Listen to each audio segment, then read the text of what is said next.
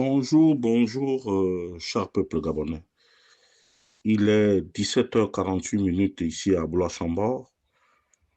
Je suis votre humble serviteur, Wilfried Okumba Kamitatou Lénine Dandjogo.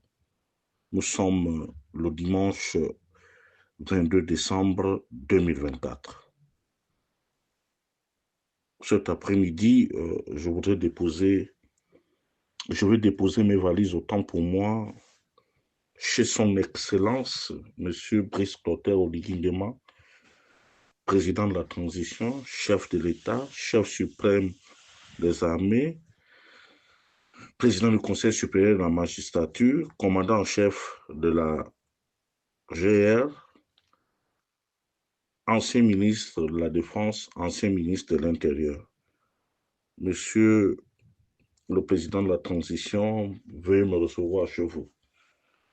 Excellence, je me permets de m'adresser à vous en cette journée dominicale parce que j'estime que les erreurs de casting, comme les appelait votre prédécesseur, Feu Ali Bongo Ondimba, sont devenus la tasse de thé que vous partagez avec vos collaborateurs.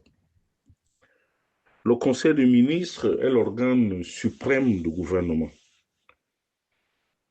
Mais nous constatons que chaque fois qu'il y a un Conseil des ministres, des familles pleurent.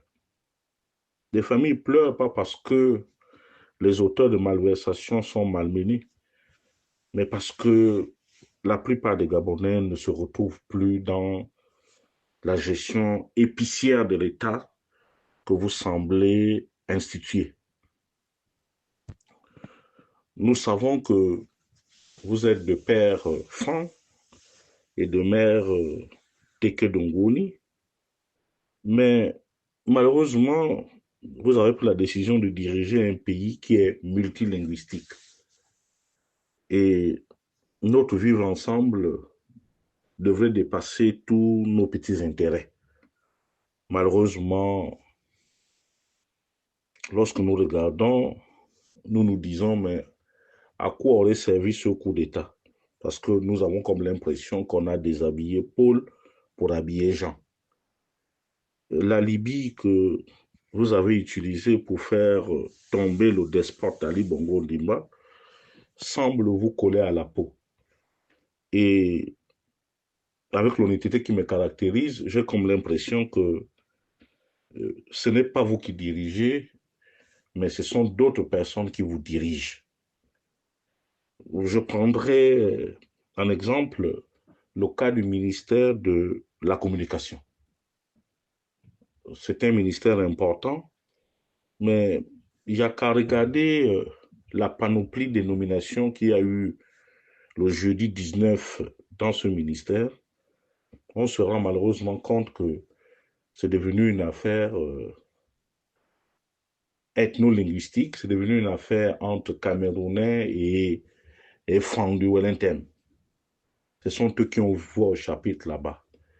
Et je remarque encore que vous nous avez institué une méthode, une nouvelle méthode, un genre de punition, c'est que les suspensions.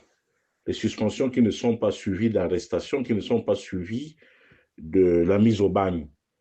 Là maintenant, après les suspensions, vous venez de créer une nouvelle manière de gérer les ressources humaines, à savoir le remplacement numérique. Le remplacement, c'est-à-dire que lorsque vous êtes fan, quand vous partez, eh bien, c'est un fan qui vous remplace.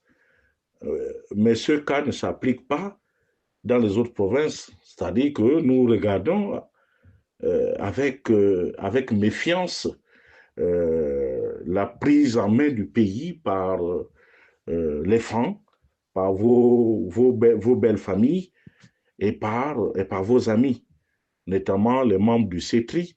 Vous vous êtes pratiquement partagé le morceau et ça exaspère les gens, monsieur le président de la transition. Le peu de temps que je vous ai pratiqué à l'époque où vous étiez de camp de feu, le grand maître. Mais je n'ai jamais senti en vous quelqu'un qui avait le tribalisme en bandoulière. Et dans l'exercice de la fonction présidentielle, fort est de constater, Monsieur le Président de la Transition, que vous démontrez à la face du monde que euh, vous êtes certainement, je m'excuse de l'expression, je ne souhaiterais pas que les gens le prennent mal, vous êtes un monstre froid. Et c'est triste que l'on en arrive là. Voyez-vous, je vous vois courir, mais Monsieur le Président, on ne peut pas diriger, chercher à diriger les gens ou à promouvoir les gens sans connaître leur histoire, Monsieur le Président de la Transition. Je ne voudrais pas, euh, je ne voudrais pas trahir un secret, mais vous vous souvenez lorsque vous m'avez accordé un peu de votre temps à Paris. Nous avons discuté. Il y a des choses que je ne peux pas me permettre de dire ici. Mais Excellence, je ne comprends pas. Vous êtes allé à Akaye, vous êtes allé faire votre sport du week-end. Le sport entretient, le sport d'entretien pour votre santé, parce que nous tenons absolument que vous soyez en santé pour pouvoir mener à bien les différents projets que vous avez lancés. Mais vous êtes allé inaugurer la place Jean-François Avera. Monsieur le Président de la Transition, je ne suis pas gêné que vous puissiez magnifier l'industriel qu'a été Monsieur Avera. Mais là où vous avez mis la place, là où vous avez installé cette place-là, mais l'histoire, c'est que c'est le village de Relouembe, sauf si je me trompe du nom, Relouembe. C'était un ancien chef à Gekaza, du clan Gekaza. C'est lui, c'était son village. Et monsieur Jean-François Avera est un Adoni, si je ne me trompe pas. Donc lui, c'est un peu plus loin. Et ce genre de choses-là mettent à mal le vivre ensemble. Vous ne pouvez pas rectifier l'histoire des peuples. Ce n'est pas votre rôle. Si dans le Haut-Togo, nous avons des histoires fabriquées, caricaturées, mais chez les autres, ils tiennent à ce que leur histoire soit respectée. Excellence, Monsieur le Président de la Transition. Il va falloir rectifier le tir. J'ai comme l'impression que vous voulez aller vite, mais prenez le maximum de renseignements. Vous vous rappellerez aussi que, Excellence, j'avais attiré votre attention pour que vous alliez rencontrer la fille Ambaye. Parce que ce sont ces gens-là qui travaillaient avec Feu le grand maître, qui ont fait asseoir le grand maître. Mais il y a trop de similitudes entre Ali Bongo et vous. Les éternels voyages, vous êtes toujours partis. Est-ce que ce fauteuil-là ne chauffe pas? Comment asseoir votre pouvoir? Comment faire en sorte que vous appreniez à rester chez vous, dans votre pays, pour pouvoir voir les choses se faire? Il va falloir que vous repartiez rencontrer la fille Ambaye, parce que le fauteuil chauffe. Sur un tout autre plan, nous attendons beaucoup de vous, Monsieur le Président de la Transition. Nous attendons que vous rendez justice au peuple gabonais qui souffre de ces détournements impunis. Voyez-vous, par exemple, nous constatons que les membres du CETI sont impunis. Je reviendrai encore sur le cas patent de M. Maurice Ntosio Alogo, qui veut construire des maisons aux agents des eaux et forêts, ce qui est une très bonne chose.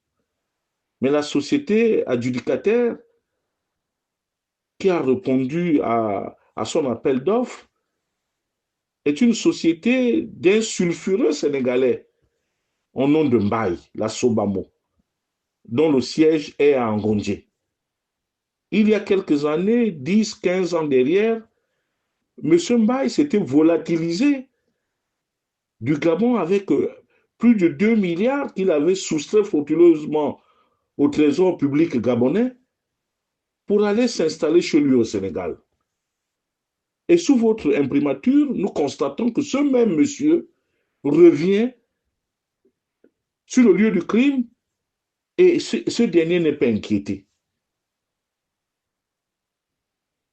Mieux, l'affairisme semble gagner les forces de sécurité.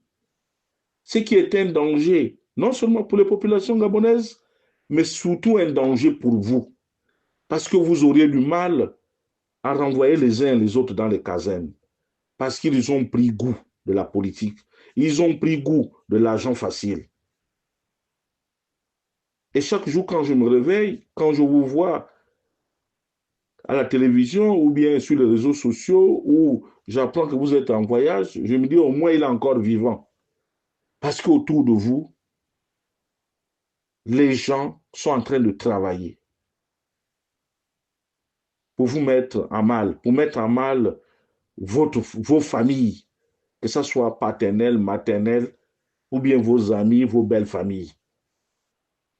Si aujourd'hui, M. Brice Clotaire Oligui, vous tombez, mais c'est un désastre, comme celui que vit les Bongos aujourd'hui, M. le Président de la Transition. Vous rigolez, vous marchez, je vous vois courir en t-shirt sans gilet pare-balles, mais vous croyez quoi, M. le Président de la Transition? Vous pensez que c'est déjà acquis? Ceux qui vous le font croire sont lamentablement contre vous, Monsieur le Président de la Transition. Il va falloir resserrer les rangs. Et les Gabonais attendent beaucoup d'une réorganisation de l'État.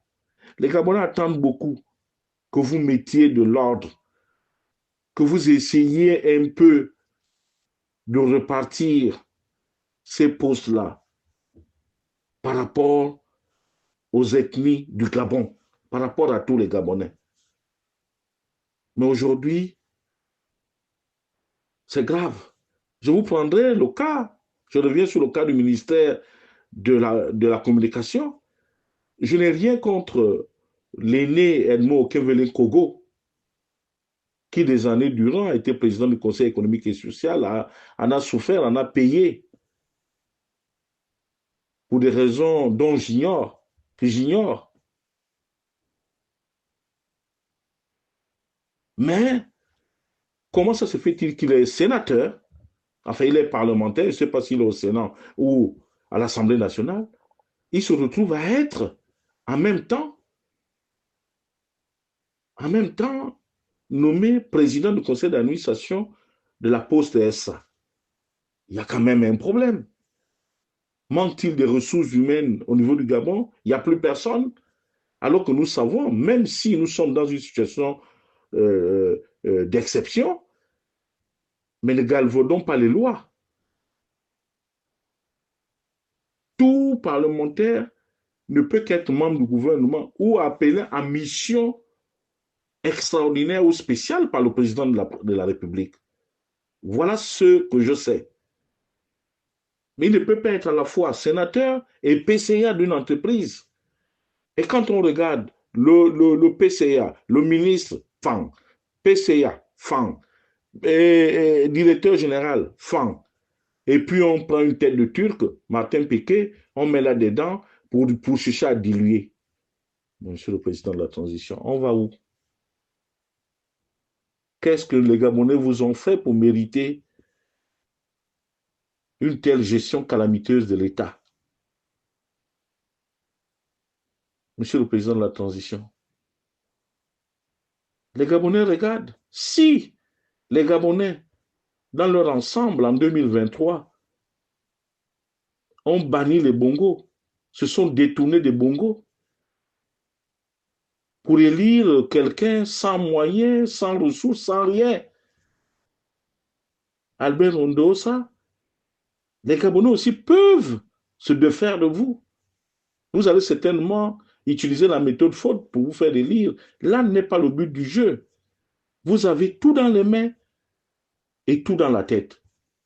Mais j'ai comme l'impression que le secrétariat, le secrétariat général du gouvernement, je ne sais pas si c'est comme ça qu'on appelle ça, le secrétariat du gouvernement, le secrétariat général du gouvernement, là où se trouve Kabongo, c'est un déluge. Il y a quand même la vérification qui est faite. On vous pose les problèmes. Mais là-bas, c'est devenu un marché. C'est devenu un endroit de business. J'ai comme l'impression. Parce que ce qu'on laisse comme nomination, ce qu'on laisse passer, nous avons comme l'impression qu'il y a une envie de nuire de la part du secrétaire général du gouvernement. Est-ce qu'il est avec vous ou il est contre vous? Nous nous posons des questions sur le président de la transition. Moi, je m'en fiche. Vous avez le droit de nommer qui vous voulez. Mais ce qui me paraît logique, c'est que vous devez respecter les équilibres. Or là, aujourd'hui, nous sommes une république déséquilibrée, dont les équilibres ne sont pas respectés. C'est-à-dire que là-bas, les postes les plus juteux, on donne aux parents, on donne aux beaux-parents, on donne à ceci. Mais, Monsieur le Président, toutes les hypothèses sont sur la table. Vous vous faites harakiri vous-même.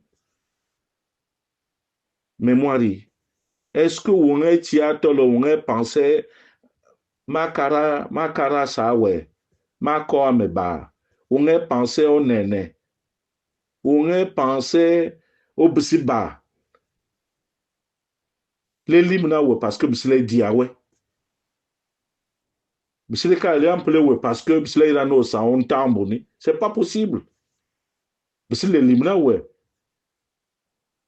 parce que ouais moi bsi ouais moi na bsi ouais même pas bsi mpari.